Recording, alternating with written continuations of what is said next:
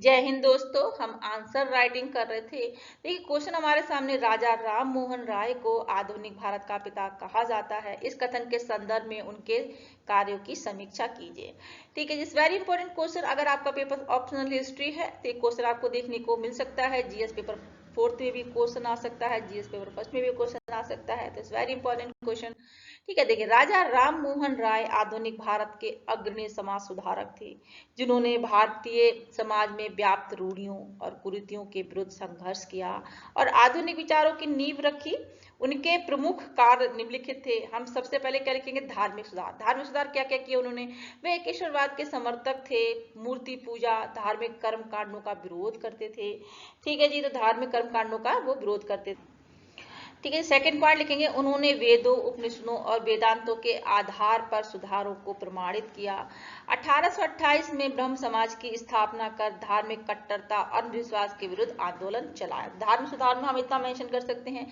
ठीक है जी, सामाजिक सुधार, इट्स वेरी इंपॉर्टेंट। देखिए सती प्रथा के विरुद्ध उन्होंने अपना पहला संगठित आंदोलन चलाया। देखिए कहा जाता है जब उनके भाई की मृत्यु हुई तो उनकी विधवा भाभी को उनकी इच्छा के विरुद्ध सती होने के लिए मजबूर किया गया। वे इसे देखकर बहुत दुखी हुए और उन्होंने इस घृणित प्रथा को समाप्त करने का निश्चय किया। इस अमानवीय प्रथा के विरुद्ध उन्होंने जीवन भर संघर्ष किया, जनता में जागरूकता पैदा की।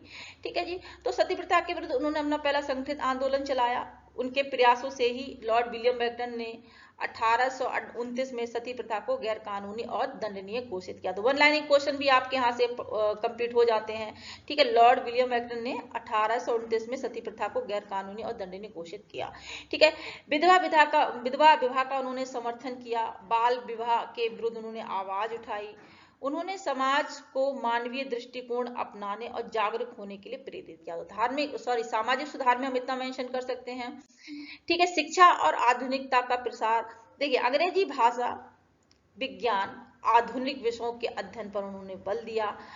1817 में एक अंग्रेजी स्कूल की उन्होंने स्थापना की और 1825 में वेदांत कॉलेज की स्थापना की, जहां धार्मिक शिक्षा के साथ साथ भौतिक, सामाजिक और वैज्ञानिक विषय भी पढ़ाए जाते थे।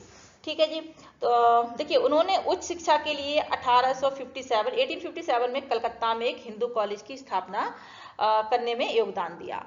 ठीक है जी, फोर्थ पॉइंट मेंशन कर सकते हैं, राजनीतिक दृष्टिकोण। उन्होंने प्रेस की स्वतंत्रता का समर्थन किया। ठीक है, उन्होंने प्रेस की स्वतंत्रता का समर्थन किया और ब्रिटिश शासन को भारतीय समाज में सुधार में सहभागी बनाने का प्रयास किया। ठीक है, तो देखिए नेक्स्ट निष्कर्ष में हम क्या लिख सकते हैं? राजा राम मोहन राय ने भारतीय समाज को आधुनिकता की ओर अग्रसर करने में महत्वपूर्ण भूमिका निभाई।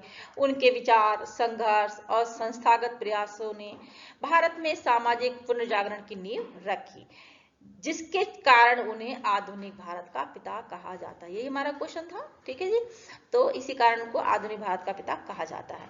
इतना ही था दोस्तों। हम